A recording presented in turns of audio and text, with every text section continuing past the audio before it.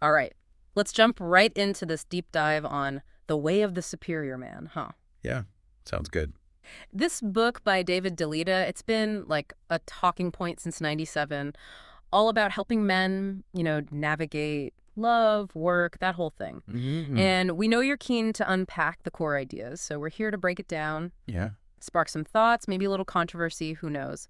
Let you draw your own conclusion. definitely. I mean, it's a book that makes you think, Mm-hmm. right? Challenges some of those traditional Oh, ideals. absolutely. And one of the first things that jumped out at me, right, was this whole concept of like masculine and feminine essences. He's saying it's not just about gender, but these energies, we all kind of have inside us. Yeah, yeah. He paints this picture where, like most men, they embody like more of that masculine essence, Hmm. and women, the feminine. But we've all got a bit of both. Right, right. So it's like he's highlighting this polarity, right? This kind of fundamental force that's at play, not just in relationships, but everywhere. Exactly. And he suggests that this back and forth, this dance between those energies, that's where the passion comes from. Okay, interesting. So then how does he define a superior man within all of this? Is it like fitting into some stereotype? Nah, not really. It's less about fitting in and more about a way of being, someone deeply connected to their purpose, someone who like leans into challenges, even if it means being vulnerable.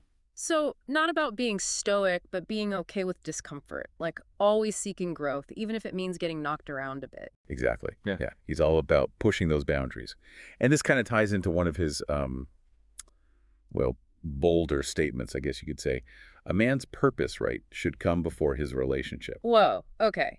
Before anyone freaks out, he's not saying to, like, neglect your partner. Right, right. It's more nuanced than that. So, what's he getting at then? He's saying, don't compromise your deepest purpose, like your calling, even for someone you love. Mm. Because at the core of it, a woman, she wants a man who's true to himself, above all else. So, your purpose, it's not something you sacrifice for a relationship, it's something you cultivate, like alongside it. Precisely. And Yeah. that takes the deep understanding of yourself, right? What Yeah. makes you you. And he also talks about how this plays into understanding women, too. Now, that's where I think, regardless of gender, we could all use a little guidance, right? So, what insights is he offering when it comes to communication and just like those classic relationship head scratchers? Well, he points out that women, they often communicate differently, especially when emotions are running high. Makes sense. Right. So it's not always about taking their words literally, but trying to get like the underlying feeling. Oh, yeah. Have you ever felt like you were speaking different languages in a relationship? Absolutely, all the time. And that's what he's saying. A superior man, instead of getting frustrated, he tries to understand those nuances, that emotional language. So, it's about building that emotional intelligence, huh? Listening to not just the words, but like the whole message. Yeah, exactly. And he also challenges this idea, like this common misconception that a woman wants to be her man's sole reason for being. Dieta says, no, she wants a partner who's got their own thing going on, finds joy outside the relationship too. Interesting. That's a really good point. So, both partners having their own sense of self, their own passions, it actually strengthens the bond. Exactly. Complementing each other, not completing. And, things take a turn when he dives into the whole sexual dynamic thing. Ooh, okay. This is where I imagine things might get a little spicy. Hmm. So, what does he have to say about intimacy and how it connects to, being this superior man? He definitely doesn't shy away from it. One of his big points is that a man should be in control of his sexual energy, especially when it comes to, ejaculation. He even suggests that too much of it can be like training. He's all about techniques for prolonged intimacy. Okay, so we're talking more than just stamina here, right? There's something else going on. Right. He's talking about reaching a higher state of bliss, for both people by mastering that energy and being present in the experience. That is a different way of looking at it than what you usually hear. I bet this sparks some debate. Definitely.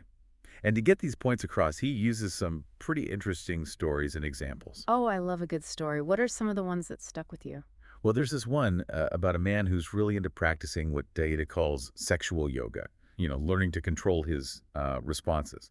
Okay, so he's putting it all into practice. What happens? So he's with his wife, and they're having this like super passionate moment. Okay. And he realizes he's about to, well, Yeah, cross the finish line. exactly. And even though his wife is like, let go, encouraging him, afterwards she's upset. Wait, what? She told him to, but then she's upset. Yep, her reasoning. She wanted him to be strong enough to hold back, to stay in control. It was a test, and in that moment, he didn't quite pass. Wow. So it's almost like she was more into the self-control than, the act itself. It seems that way, and it kind of shows this idea that for some women, there's this deep desire for a man who embodies that unshakable masculine energy, that ability to stay grounded even when things are super passionate. Fascinating. That's a really fascinating perspective. It really shows how nuanced these dynamics can be. Are there any other examples from the book that you think shed light on Daida's views? Oh, tons. Like when he compares a man going to war to, illustrate this whole prioritizing purpose thing. A man going to war, that's a little intense. How does that even connect to relationships? Well, he's using it to show how sometimes a man's purpose might mean putting something else first, even if it's tough on both people. Yeah. He's suggesting, like, deep down, a lot of women get this primal need in men to, contribute to something bigger. So it's not about choosing one over the other, partner versus purpose. It's more like finding a way to honor both, even when it's hard. Exactly. Open communication, understanding from both sides, that's key. Now, switching gears a bit, one thing I was thinking about was how much he talks about praise in a relationship. Oh, interesting. Tell me more about that. How does he see praise? He thinks it's super important for a man to acknowledge, appreciate his partner, not just to be nice, but because he sees it as, like, nourishment for that feminine energy. Deeper than just compliments, then. It's about recognizing and, encouraging her qualities. Totally. Diada even says focus on the specific stuff you want to see more of. Like, if you admire her strength, praising that, even when she's vulnerable, super powerful. It's like you're affirming those qualities, helping them grow. That's pretty cool. Right. And this leads into another one of his ideas, hot and cold feminine energy. Okay, yeah, I've heard a bit about this. What's Diada's take on this? So he says women embody these to different degrees, right? Some are fiery, passionate, others more calm, soothing. And get this, he thinks a man's preference for one or the other, it might even change depending on what's going on in his life. So, a guy who's burned out might crave a calming presence, while someone needing a spark might be drawn to that fiery energy. Exactly. It's about recognizing those poles, finding that balance. That makes a lot of sense. Now, you mentioned before how Diada believes a man's responsible for the direction of growth in the relationship, and a woman for its energy. Can we dig into that a little more? Sure. He's basically saying men, they naturally take the lead when it comes to, like, the path, making decisions, navigating where the relationship's going. So providing direction, stability. Yep. And within that, he sees the woman as the one who brings the feeling, that spark, that intensity. So it's like this partnership where they both have roles, each using their strengths to make something really strong and fulfilling. Exactly. Now, this might sound kind of traditional, maybe even a bit outdated to some people. But remember, these are just Daida's ideas. Of course. And even if everything doesn't click, I think it's good to explore these ideas, right? Challenge our own ideas about relationships, really get a deeper understanding of how they work. Absolutely. It's all about reflection, self-awareness. And one thing that stood out to me is how much Daida talks about communication, truly understanding what your partner needs, even if they don't say it out loud. Like learning to speak each other's love language, figuring out how they give and receive affection. Yes. And he's big on how women, they communicate through emotions a lot, sending out these subtle cues that a superior man he learns to pick up on. Paying attention to those unspoken signals, the energy behind the words. Exactly. And it goes both ways, right? Women understanding how men communicate, which is often more direct, focused. Bridging that gap, finding a way to understand each other, even when you're coming from different places. Exactly. And Daida's honest about how, relationships aren't always easy. He talks about how women, often without realizing it, they'll test their partners. Pushing buttons, kind of seeing how strong and committed he really is. Oh, so those moments where it feels like you're walking on eggshells, never knowing what might set something off. Yep. And he's saying it's not necessarily bad. It's her way of figuring out if he can handle her, emotionally, if he's someone she can depend on. So those tests, those clashes, they're actually chances for a man to step up, show he can stay grounded. Exactly. Daida wants men to embrace these challenges, to stand strong in their truth, even when it's tough. Not being stubborn, but staying true to yourself even when you disagree. Yes. Because it's that unshakable quality, that strength, even in a storm, that can make a woman feel safe. Embodying those strong, decisive qualities that build trust, admiration. Exactly. And this goes beyond romance, too. Daida believes these ideas apply to everything. Work, friendships, even spirituality. It's about showing up with purpose, integrity, always trying to grow in all parts of life. Yes. And ultimately, that's his superior man, not about power over others, but about being the best version of himself, for himself and for everyone around him. I love that. It's not about some fixed idea of what a man should be, but always growing, becoming more aware, more loving, more alive. Absolutely. And Ida says this journey, it's best done with someone who challenges you, inspires you, supports that growth, just like you do for them. It's that synergy, two people on their own paths coming together to grow and change together. Exactly. And that takes communication, understanding, and a willingness to get through the rough patches. For sure. Now, I know some of Daida's ideas can be a little out there, maybe even spark some debate, especially looking at them today. Definitely. Times were different when this was written. It's important to remember that. Right.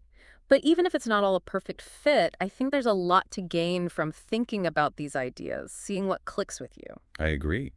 You take what works for you, leave the rest. Finding what feels right in your own life, your own relationships, that's what matters. Totally. The way of the superior man is just one perspective, one way of looking at these things.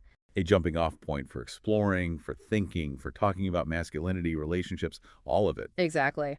So as we kind of start to wrap up here, I wanted to touch on something else Dieta emphasizes, this idea of physical practices to cultivate masculine energy. Okay, yeah, what kind of practices are we talking about? He's really into what he calls sexual yoga. Basically, different ways of working with your sexual energy. Okay, that sounds interesting, but also kind of mysterious. What does that actually involve? Well, it's about being more in tune with your body, your breath, the energy moving within you. He thinks men, they get stuck in their heads a lot, overthinking, and lose touch with those physical sensations. So get out of your head, get back into your body. Exactly. And he says this disconnect, it shows up in all kinds of ways. Problems in the bedroom, feeling emotionally distant, just a lack of energy overall. Makes sense. If you're not grounded in your body, it's going to throw other things off balance, too. Right. So he's all about stuff like deep breathing, exercises for those pelvic floor muscles, visualization, to become more present, more grounded, more connected to your own body and your partner's. Cultivating that mind-body connection, learning to work with that energy to have better intimacy and just feel better overall. That's it. Now, I know this might sound a little out there, but what are your thoughts on this sexual yoga idea? Well, I like that he's encouraging guys to be open-minded about it. There's a lot of wisdom in these old traditions, and they can be really powerful for growth. I agree. It's about finding what works for you, what helps you connect more deeply. And ultimately, that's what Dieet is all about, right? A more conscious, fulfilling experience of intimacy in all its forms. Absolutely.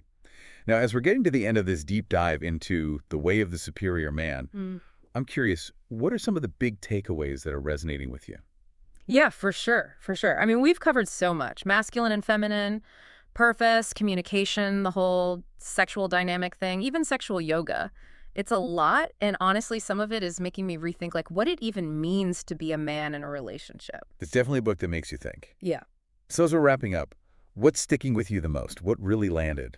You know, it's that idea that masculinity isn't about fitting a mold. It's about always growing, evolving, like leaning into those challenges, those vulnerable spots, always trying to become more aware, more yourself. I love that. And it connects to what Dieita says about a superior man.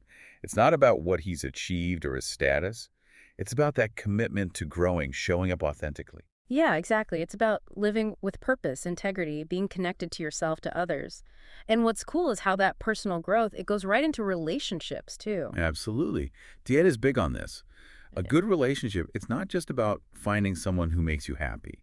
It's about finding someone who pushes you, supports you, becoming the best version of yourself. It's like two people, each on their own path, but coming together to grow and change together. That's it. And it takes work, right?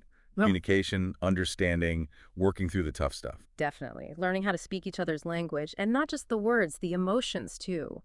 Appreciating those differences. Right. And even seeing those differences as good things, like they help you connect on a deeper level. For sure.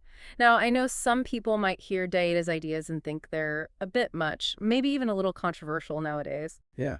Got to remember, different time, Exactly. But even if every single thing doesn't resonate, I think there's value in considering them, thinking about it, seeing what sparks something in you. 100%. You take what works, you leave what doesn't.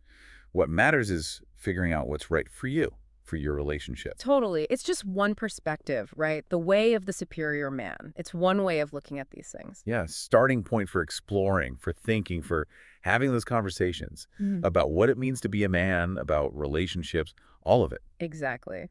Well, on that note, thanks for diving deep with us on this one. It's been quite the exploration. My pleasure. Always great to chat about this stuff. To everyone listening, keep exploring these ideas, keep growing, and we'll catch you in the next deep dive.